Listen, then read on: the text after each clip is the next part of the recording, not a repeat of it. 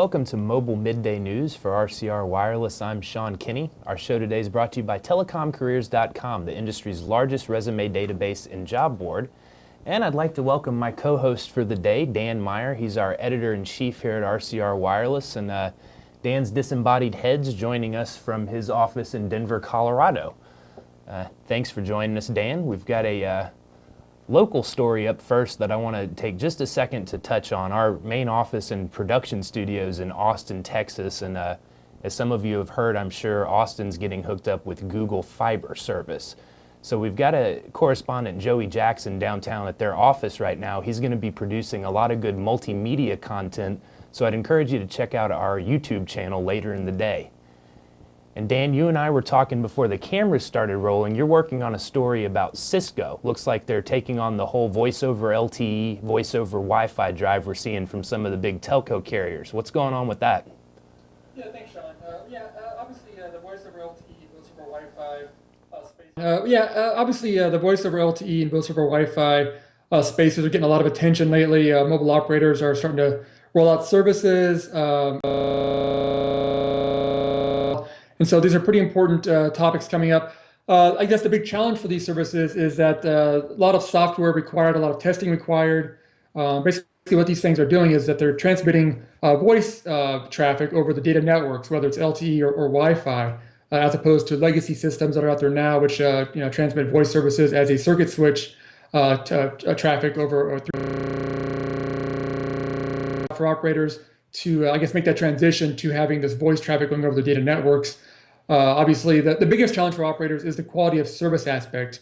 Services like Skype and others like the FaceTime use a voice over Wi-Fi or a VoIP type of service as it is, but consumers, for the most part, aren't very concerned about the quality of service with those type of offerings. They're and expensive, and so customers don't really expect a high quality from them. For mobile operators, it's a bigger challenge because customers are usually paying for service.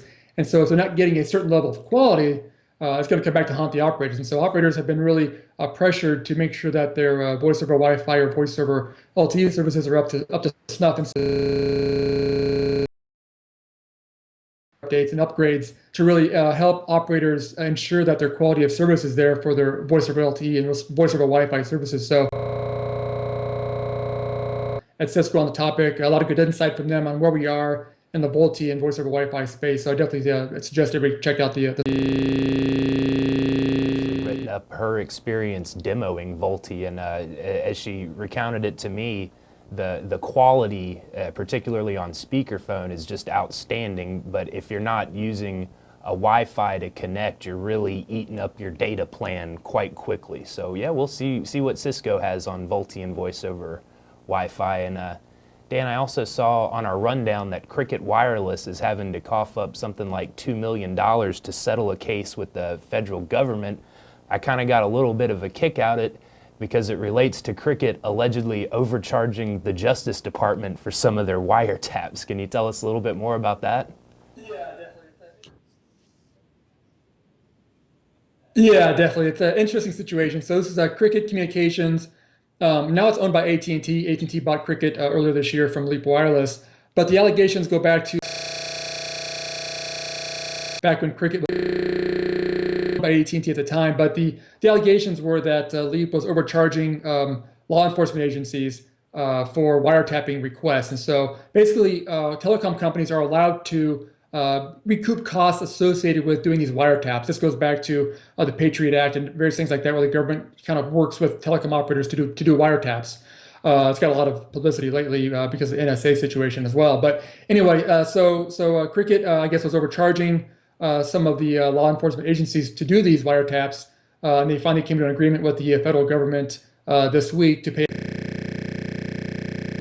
This is a fairly, I wouldn't say it's a common situation. I know earlier this year, Sprint was alleged to have overcharged the government about $20 million in similar types of overcharges on wiretapping fees. And so it's a situation that it's a little awkward to talk about, I'm sure, for the operators, but it's something I'm sure we're going to see more of going forward because, again, these are pretty common, these wiretapping things. I know we don't like to think about the government listening on our conversations, but in this day and age, it does happen. I pity the guy whose job it is to listen to my phone calls, because that is a bored individual. And Speaking of the government, Dan, we've been discussing this story on Mobile Midday all week, but you're sort of our policy guru, and you've been watching this FCC spectrum auction real close. Can you just give us a quick update on what the last round of bidding came out with?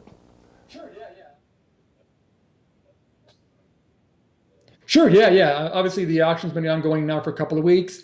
This morning, the auction surpassed the $40 billion mark in total potential winning bids. Again, another milestone for this auction, which is a record-setting auction for the FCC and for the government. The previous record was about $19.5 billion for the 700 megahertz auction. So this auction continues to just plug along. The pace of the auction has slowed down a little bit. The last couple of rounds have added about $200 million per round, which is still a significant sum, but definitely not the billion or billion and plus that we've been seeing in past rounds. So it's slowed down a bit that way.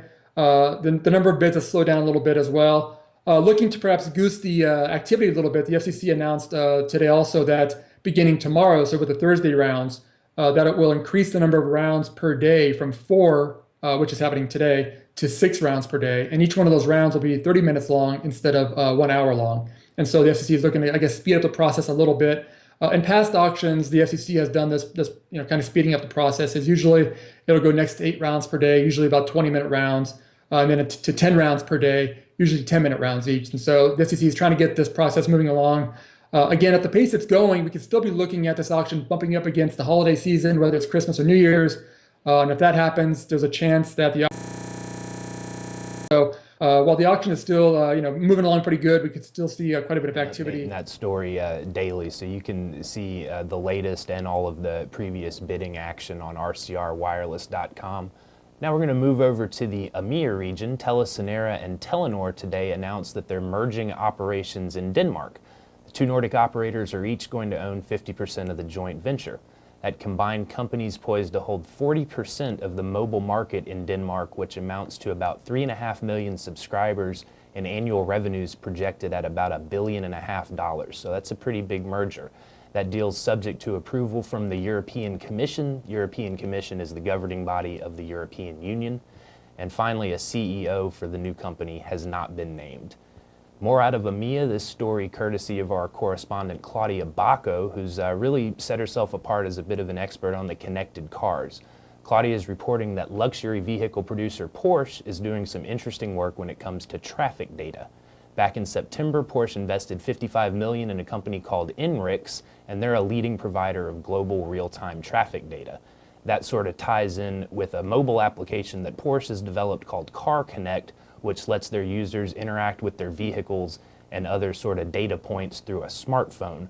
For a lot more on that story and for just a wealth of information on connected cars, you can check out Claudia's work on rcrwireless.com. And in addition to hosting Global Joe and Mobile Midday, I also produce a lot of content about HetNet, that's the heterogeneous network. On my beat yesterday, HP made a big announcement in Barcelona regarding their enterprise server products. Basically, this is the hardware that keeps big giant companies up and running. HP unveiled 2 new what they call mission-critical server and cloud platforms that are designed to offer big customers like telecom carriers what they call the always-on capability. So this is for your Verizons and your Sprints who just can't tolerate any network downtime. They have so many redundancies built into these new servers that they've called them always-on. One of them's even called the Nonstop X. The hardware manufacturer showcased that Nonstop X and their Integrity Superdome X platforms in Barcelona. Those are built on x86 infrastructure and have 12 terabits of memory. Company reps also touted the new servers as the ultimate in performance, scalability, and availability. Sticking on that HetNet topic, Dan, we do a lot of coverage of distributed antenna systems, DASs. These are the hardware setups that let you tweet your friends or text pictures to your mom when you're at a big venue, concert hall, arena, whatever. We all know how important that is to everybody. So you're in luck if you live in Boston. The Massachusetts Convention Center Authority announced it's beginning work on a $2.6 million upgrade to their wireless network. That work will increase the number of wireless access points from 113 up to 580. So doing the quick math, that's something like a 400% increase. And a sort of complementary technology is small cell. Our editor Martha DeGraw was at the Small Cell Americas show this week in Dallas, and she's got a report for us on what's trending at the show. Small Cells America. One, the show is a lot bigger, indicating much more interest in small cells, despite what we've heard about obstacles to deployment. People here are not worried. 750 attendees this year. That is a 50% increase from last year. The other theme is Wi-Fi. Is Wi-Fi the competition, or is Wi-Fi a tool in the toolkit for operators? We're hearing both sides of that story. Cisco came down on the side of Wi-Fi as a disruptor, basically saying that operators need to be on their toes, and smart operators are deploying more Wi-Fi. One very interesting point that came up in one of the panels was in response to a question about when cellular and Wi-Fi connectivity would actually be converged in one box. Ixia said it's already testing hardware like that, but that it's really just one box with two side-by-side solutions, not a truly converged solution. We will keep you updated on this. Back to you. Two key takeaways this year. All right, that's Martha DeGraw up at the Small Cell America show in Dallas. Martha, we always appreciate your field reports. Now another one of our correspondents, Jeff Hans, out in Washington, D.C. He's working on a pretty interesting story. He was going to join us to plug it, but we had a bit of a mishap. But I'd encourage you to check out his story on RCR Wireless. It's addressing the question, is there such a thing as too much connectivity?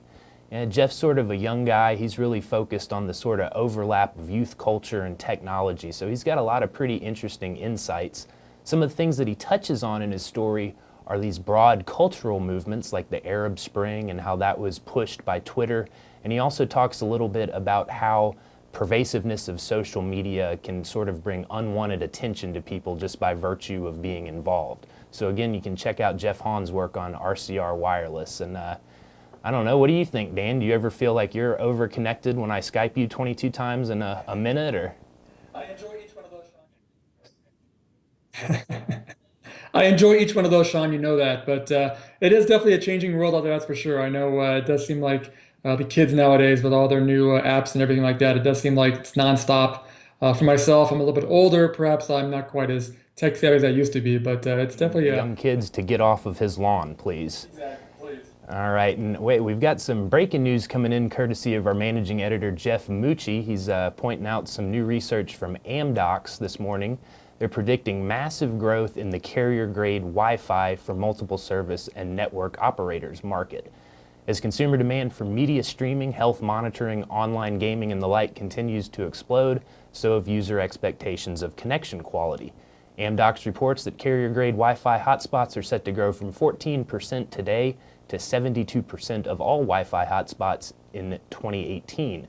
And, you know, Dan, this is something we've talked about before, and I'm sure Martha's been hearing about it up at Small Cells America. Seems like the cable companies were really ahead of the game on deploying these Wi-Fi hotspots, and now the big carriers are sort of playing catch-up. Do you get that impression? Yeah, it's interesting. Over the years, mobile operators, especially in the U.S., have had a very a love-hate relationship with Wi-Fi. Years and years ago, a lot of them got on board with Wi-Fi. T-Mobile was really big, putting Wi-Fi hotspots into Starbucks locations. And then they kind of pulled back after a while. Obviously, Wi-Fi, the challenge for operators is that, once a consumer goes onto a Wi-Fi hotspot, the carrier pretty much loses that connection to the customer. They don't know what the customer is doing with their services anymore. And so operators have been kind of, touch and go with, how they operate or how they work with Wi-Fi. When you look at carrier-grade Wi-Fi, that's kind of the next step where operators can get a little more insight on what's happening on these Wi-Fi networks. It almost goes back a little bit to the Cisco news about them working on the voice over Wi-Fi. Operators are trying to get a little better quality of service when it comes to Wi-Fi services, and just being obviously operators are looking at the space now more and more. Their traditional cellular networks are becoming more and more capacity constrained. Obviously with the spectrum auction going on, it just shows how much money is being spent there, that how much they need more spectrum, licensed spectrum. And so with Wi-Fi hotspots using unlicensed spectrum, operators are looking to tap into that model to offload some capacity. But again, they're a little nervous about what's happening and what their customers are doing. And so that's kind of where this carrier grade aspect is coming along. And obviously the Amdocs news on it shows that this space is definitely heating up quite a bit. I suspect going forward that we're kind of into that love phase for mobile operators when it comes to Wi-Fi. So I suspect that this will happen over, again, grow over the next year or two. Whether it goes back down again, who knows? But it does seem like we're in that mode where operators are looking to do more and more when it comes Meyer, to our editor-in-chief, is out in Denver, Colorado. Dan, thanks a lot again for sitting in with me and hosting today. We really appreciate all your insight. And we also want to give a big thank you to our sponsor, telecomcareers.com. On a personal note, I want to give a big thank you to Stormy O'Donnell, who's running the Wirecast operation for us today. I want to thank you for joining us at Mobile Midday News. Be sure to check us out on Global Joe tomorrow.